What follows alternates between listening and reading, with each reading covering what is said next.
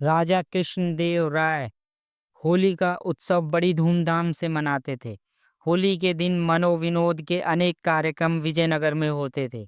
प्रत्येक कार्यक्रम के सफल कलाकार को पुरस्कार देने की व्यवस्था भी थी। सबसे बड़ा तथा सबसे मूल्यवान पुरस्कार महामूर्ख उपाधि पाने वाले को दिया जाता था।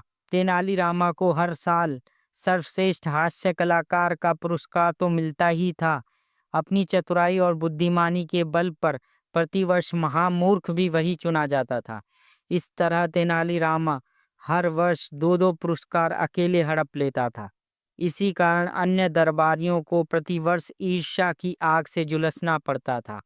इस साल अन्य दरबारियों ने फैसला कर लिया था कि इस बार होली के उत्सव पर तेनालीरामा का पत्ता साफ कर दिया जाए। उसके लिए उन्होंने एक तरकीब भी खोज ली थी। तेनालीरामा के प्रमुख सेवक को पढ़ा लिखा कर उसके द्वारा तेनालीराम को छक्कर भांग पिलवा दी गई।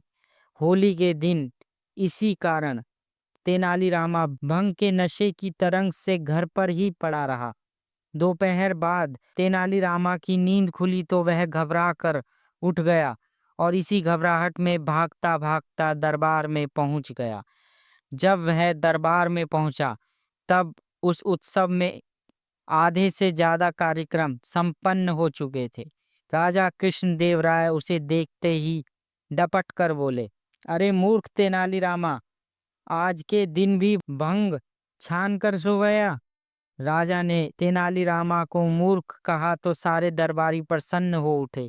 उन्होंने भी राजा की हाँ में हाँ मिलाई और बोले, आपने बिल्कुल सत्य ही कहा महाराज, तेनालीरामा मूर्ख ही नहीं बल्कि महामूर्ख है।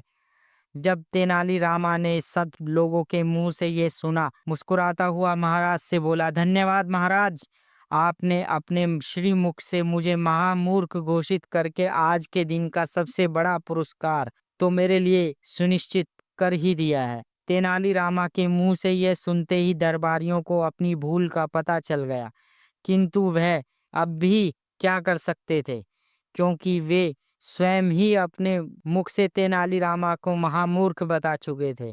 होली के अवसर पर महामूर्ख का पुरस्कार तेनालीरामा हर साल की तरह फिर झपट ले गया। अगर आपको ये कहानी पसंद आई तो आप बताइए कि आप किस शहर से बैठकर इस कहानी को देख रहे हैं। कमेंट बॉक्स में लिखिए।